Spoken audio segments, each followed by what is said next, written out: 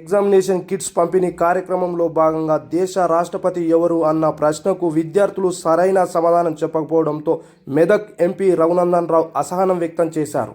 దేశ ప్రథమ పౌరులారు ఎవరో తెలియని విద్యార్థులకు ఏ విద్యాబోధన చేస్తున్నారని ఆయా పాఠశాలల ఉపాధ్యాయులపైన ఎంఈఓ పైన ఆగ్రహం వ్యక్తం చేశారు.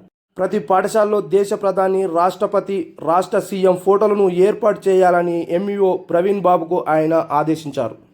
10 ప్రశ్నలు వస్తాయి. ఈ 10 ప్రశ్నల్ని బాగా బట్టి కొట్టుకుని వీటికి సమాధానాలు రాయండి. ఈ 10లో 3 రాస్తే మీకు 36 మార్కులు వస్తే మీరు పాస్. ఇగో ఇట్లా తయారు చేస్తా ఉన్నారు. మేరీ కోమ్ తెలియదు, మలావత్ పూర్ణ తెలియదు, ఆఖరికి మీ హెడ్ మాస్టర్ల పేర్లు కూడా మీకు తెలియదు. తెలుసా?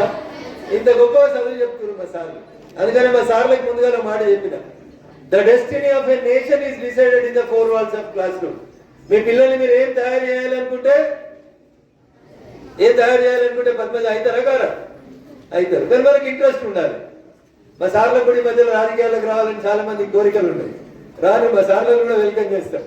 కానీ నా లక్ష్యం మీరు ముందుగా ఉపాధ్యాయులు అయింది కాబట్టి ఆ వృత్తికి న్యాయం చేయండి. సో ఈ రకంగా పిల్లలలో ఒక సెల్ఫ్ కాన్ఫిడెన్స్ ని, ఒక లక్ష్యాన్ని ఫస్ట్ ఫిక్స్ చేయండి. మీరు ఇప్పుడు చిన్నప్పుడు మనం వేమన పద్యాలు, సుమతి శతకాలు చదివినప్పుడు చదువుతాం. 30 వందనిది అది కూడా తెలియదా? నిల్చో ఒకసారి, నువ్వే నిల్చో. మీరు ఇష్టపడి చేయాలి, మీకు నచ్చిన పనే చేయాలి, మీకు నచ్చిన చదివే చదవాలని అడిగిన తల్లి ఏమడిగినా నేను మొక్క వంగదా, వంగుతుందా? ఏమన్నా పద్యం చదివినావు చిన్నప్పుడు? ఏ స్కూల్ ఇది? కొండాపూర్. హెడ్ మాస్టర్ గారు కొండాపూర్ హెడ్ మాస్టర్ గారు అమర్ వేమన పద్యాలు, సుమతి శతకాలు చదివిపోయి ఎవరికి తెలుసు? నేను అడిగిన పద్యం ఎవరు చెప్తారు? ఒక్కరంట. ఏమేవారు స్కూల్లో పోతురా? ఎప్పుడు పోతారు? ఏం చేస్తారు? పోతే ఎవరికైనా క్లాస్ చెప్తారా? హెడ్ మాస్టర్ కూడా చదివి పెట్టారు.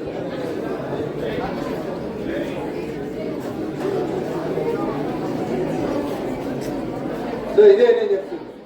ఎందుకనే మనం మారాలని చెప్పేది. ఎందుకంటే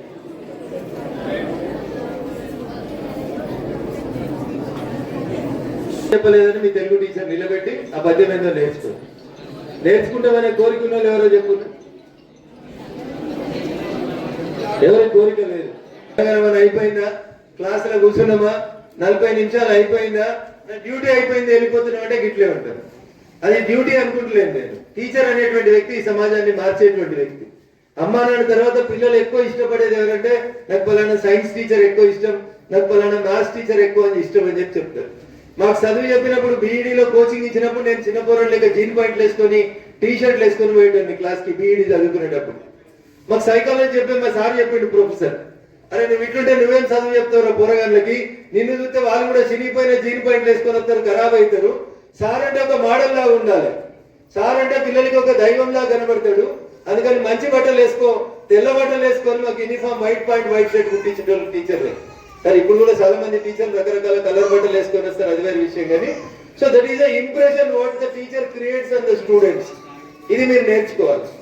దయించి విద్యార్థులందరూ కూడా నాది ఒకటే ఒక అప్పీల్, ఒక గోల్ ఫిక్స్ చేసుకొని ఆ గోల్ దిక్కు మీరు అడుగులు వేసుకుంటే పోదు. ఈ మధ్యలో 3-4 రోజుల నుంచి టీవీలలో రోజు ఒక పేరు కనబడుతుంది. ఆడపిల్లలలో చాలా గొప్ప పేరు. అది ఏం పేరు? అది టీవీని చూస్తురా? చూస్తలేరా? పరీక్షల భయంతో చూస్తలేరా? ఒక ఆస్ట్రోనాట్, చాలా గొప్ప ఒక ఆస్ట్రోనాట్, ప్రపంచంలో ఒక ఆస్ట్రోనాట్ అంతరిక్షం లోపల పరిశోధన చేసేందుకు పోయి గత కొద్ది రోజులుగా భారతదేశానికి తిరుగు ప్రయాణం కోసం అని చెప్పి కష్టపడతా ఉంది. ఎవరు? సునీత విలియమ్స్. పక్కనున్న చెప్పారు, నాకు వినబడ్డది. పక్కనున్న ఆయన చెప్తే మీరు చెప్తున్నారు నాకు. సో సునీత విలియమ్స్ అనే ఆమె, మనం 10 అంతస్తులు ఎక్కువ అంటేనే భయపడతాం. అంతరిక్షంలో ఎట్లాంటి పరిశోధన చేయాలని కష్టపడతా ఉంది సునీత విలియమ్స్. చాలా కాలం నుంచి ఇండియాకు తిరుగు ప్రయాణం కోసం అవస్థ పడతా ఉంది. దాదాపు 9 నెలలు